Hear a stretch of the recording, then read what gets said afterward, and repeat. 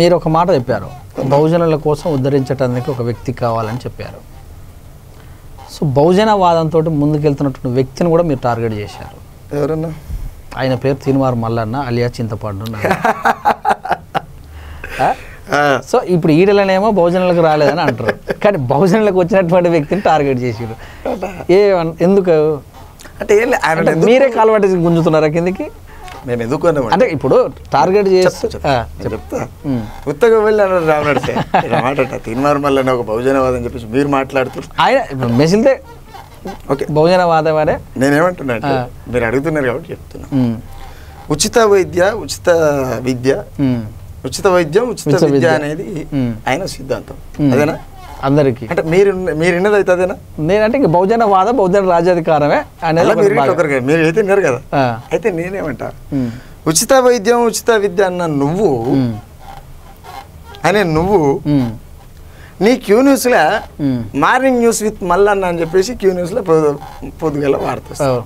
దాని కింద కార్పొరేట్కు సంబంధించినటువంటి స్కూళ్ళు కావచ్చు, కాలేజీలు కావచ్చు, వాళ్ళ యాడ్స్ నువ్వు వేయిస్తావు.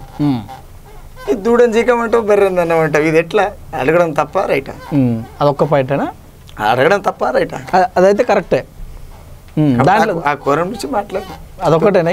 అంటే ఇంకోటి, తెలంగాణ రాష్ట్రంలో ఆయన పటేల్ అని కొంతమంది అంటారు. అంటే పటేల్ అంటే బీసీలే కదా? అంటే చెప్తా, మున్నూరు కాపు బీసీలే కదా. పటేల్ అని కొంతమంది అంటారు.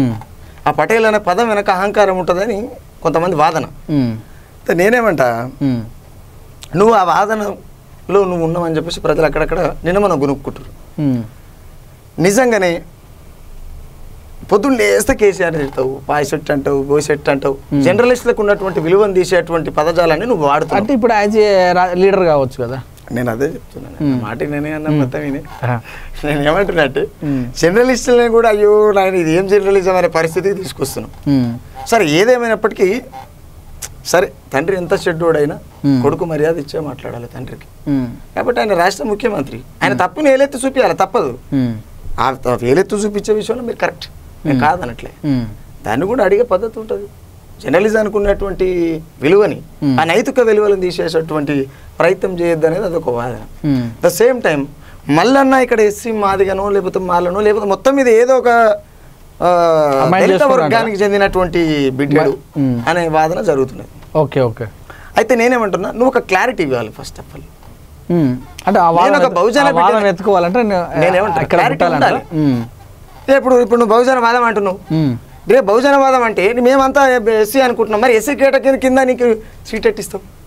నువ్వు బీసీ కదా, కాబట్టి నువ్వు చెప్పుకుంటే అరే మల్లన్న కూడా ఇల్లు ఒక సీట్ కేటాయించాలి ఏదో ఒక నియోజకవర్గంలో అనేది ఒక వాదన ఉంటుంది. అంటే ఎస్సీ బీసీ గొడవన్నా అన్న? నేనేమంటా, గొడవ కాదు, మీరు మంచిగా మళ్ళీ అదే అదే.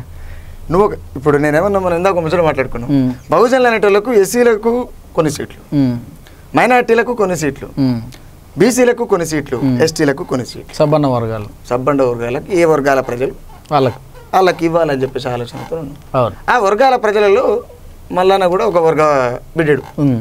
కాబట్టి నువ్వు ఏ వర్గం అని తెలిస్తే నీకెప్పుడు ఏ ఏరియాలో కేటాయించాలనేది ఇప్పటి నుంచే నీకు ఇవ్వాలనుకునేటువంటి పార్టీ ఏదైనా ఉంటే, బహుజన పార్టీ ఏమైనా ఉంటే చెప్పాలంటారు అంతేనా డైరెక్ట్ గా? బహుజన పార్టీలు ఏమైనా ఉంటే వాళ్ళకి ఒక థాట్ వస్తుంది కదన్నా.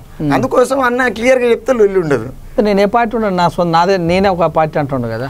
నువ్వు ఏ పార్టీ లేవనుకున్నప్పుడు నేను ఒక మాట అడుగుతాను.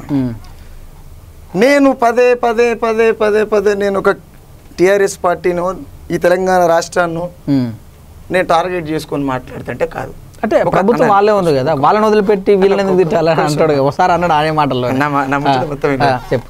నేనేమంటా అంటే, ఒక ప్రభుత్వాన్ని టార్గెట్ చేసుకొని మాట్లాడడం అనేది, మీడియా అనేది, అది ఎలాంటి మీడియా అయినప్పటికీ మీడియా అనేది దేశంలో ఏ కోణం నుంచి అయినా ప్రశ్నించేటువంటి తత్వం కలిగి ఉన్నటువంటిది మీడియా.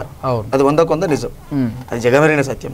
కాబట్టి నువ్వు ఆల్రెడీ సర్పంచ్ని వదిలిపెట్టి వార్డు మెంబర్ పట్టుకొని ఏంది ఊరికి ఆయన తోక గోసి పట్టుకొని పీకి పీకి పీకి ఏంది ఆరవటం? అంటే కేంద్రాన్ని టార్గెట్ చేయమంటున్నా, అడగమంటున్నా కేంద్రాన్ని. నా పరిస్థితి చెప్పు, కేసీఆర్ కళ్ళకి అవపడతాడు, ఎందుకు కేంద్రం ఎందుకు అవపడదు? అంటే ఇప్పుడు నువ్వు ఆ పని చేయి, నువ్వు కేంద్రాన్ని పట్టుకో. నేను ఆల్రెడీ పట్టుకో, ఆయన వదిలే ఓన్లీ కేంద్ర. నేను అడిగిన ఆయన ఏమనుకుంటుండు, నా పరిస్థితి ఇక్కడే ఉంది. నేను అన్నాను ఆల్రెడీ ఒక పార్టీ రాసిన. ఇప్పుడు ఆయన కనీసం ఒక 4-5 సీట్లలో గెలవండి.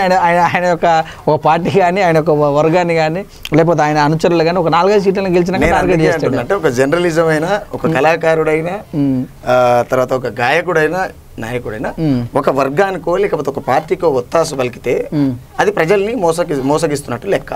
కాబట్టి నువ్వు ఎట్ సైడ్ నువ్వు ట్రాక్ చెప్పేస్తే మాకు కూడా లెక్క తెలిపోతుంది. ఇప్పుడు ఎవరు మొన్న ఏదో ఇష్యూ అవుతుంది, లక్ష్మీకాంత్ ఏదో అవుతుంది, అది ఎంతవరకు నిజం అనేది ఇప్పుడు ఆయన లోపల వేసినట్టు. ఎంతవరకు నిజం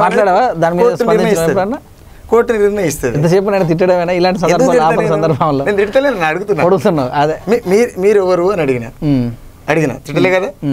అన్నా మీరు ఎక్కడా అని అడిగిన, తిట్టలే కదా. అన్న ఇక్కడనే ఎందుకు అడుగుతున్నావు, అక్కడ ఎందుకు మాట్లాడతలేవు అన్న. నేనేమంటా, ఒక్క సైడ్ కొడితే సప్పుడు కాదు, 2 చేతులు కొడితే సప్పుడు అవుతుంది అని మనలో ఎన్నికడు ఉంది తెలంగాణ. కాబట్టి ఇటు అటు 2 దిక్కుల, అటు వాళ్ళు తప్పు చేసినా ప్రజల్ని మోసం చేసినట్టే, ఇటు ఈయన తప్పు చేసినా ప్రజల్ని మోసం చేసినట్టే. కాబట్టి నువ్వు వాళ్ళని వీళ్ళని ఇద్దరిని మందలి అన్న. ఎందుకంటే నువ్వు జర్నలిస్టు. ఒక వాదానికో, ఒక కులానికో, ఒక మతానికో, ఒక పార్టీకో కాదు. ఒకవేళ జర్నలిజం అట్లనే ఉంటుందా అంటే చెప్పు, మేము దాని మీద ఏం మాట్లాడాం. జర్నలిజం అట్లనే ఉంటుందా? ఇంకా ఇప్పుడు ఆయన జర్నలిస్ట్ అనుకుంటారా మీరు? ఎవరు ఇంకా ఇప్పుడు ఏదైతే మనం మాట్లాడుతున్నాం, లోపలికి పోయిన బయటకు వస్తే తెలుస్తుంది జర్నలిజమా ఏందనే తెలుస్తుంది. ఇప్పుడు ఆయన ఆల్రెడీ పోటీ చేశాడు కదా రాజకీయంగా. నేను ఏమంటానంటే, అంటే జర్నలిస్ట్ రాజకీయం చేద్దానుందా అంటే ఒక కోణంలోకి వెళ్ళిపోయాడు కదా ఆయన. టోటల్గా ఇప్పుడు రాజకీయ నాయకుడు. జర్నలిస్ట్ అనేది ఏముండదు. జర్నలిస్ట్ అట్లా ఆ పదజాలం వాడాడు. సో నీ బహుజనుడు ఆ స్థాయికి ఎదిగినని మీరు ఎందుకు సంతోషపడరు? సంతోషపడతాం బరాబర్. ఎందుకు మేడం? బరాబర్ వాడతాం. కాకపోతే నేను అంటూ క్లారిటీ కావాలంటున్నా. అదే ఇప్పుడు నేనున్నా, నేను ఎవరికి పాట రాయనంటున్నా. రాస్తే కూడా బహుజనవాదానికి రాస్తా, లేదంటే నా ప్రజల కోసమే రాస్తా. అది భారతదేశం ప్రజలు కావచ్చు, నా తెలంగాణ ప్రజలు కావచ్చు, అంతే. నేను ప్రజల కోసం రాస్తా, లేదా దేశం మొత్తం కోసం రాస్తా, లేదంటే ఇక్కడ ఉన్నటువంటి బహుజనవాదం గురించి రాస్తా అని చెప్పిన. నేను ఒక క్లారిటీ మీద ఉన్నా, బాగా మస్తు క్లారిటీ మీద ఉన్నా. ఇప్పుడు నేను గెలవలేకపోతే నా కులం అనేది సమస్య అని అంటాడు.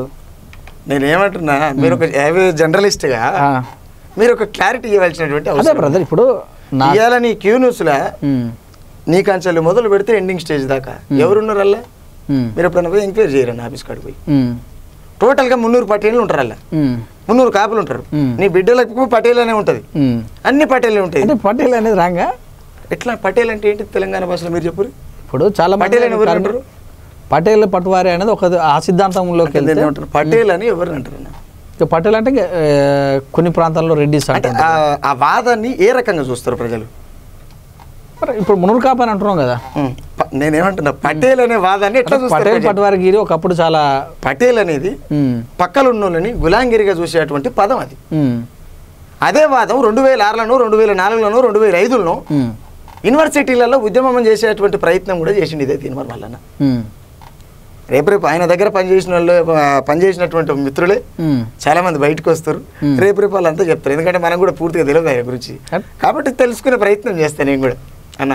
అంటే ఎదుగుతున్న సందర్భాలు ఇవన్నీ చేసి చీల్చేటటువంటి అంశమేమో అనుకోవచ్చు అన్న. ఎదుగుతున్న సందర్భంలో ఎవరిని ఇప్పుడు తిరుమల అన్న ఇప్పుడు ఈరోజు అంటే తెలంగాణ వ్యాప్తంగా కూడా ఒక ప్రశ్నించే గొంతకలా భావిస్తారు కదా చాలామంది కూడా. మన అట్లా భావించే ఎమ్మెల్సీ ఎలక్షన్లో నేను ఒక్కటే అంటున్నా, నేను ఎంతసేపు అడిగింది అడుగుతారు, కొత్త పురుషులు అడుగుతలేరు. నేను ఏమంటున్నా అంటే, ప్రశ్నించే గొంత కావంటలేమయ్యా, వాళ్ళకి వత్తాసు. నువ్వు వెళ్ళే జర్నలిస్ట్ అయితే జర్నలిజాన్ని కరెక్ట్గా చెయ్యి.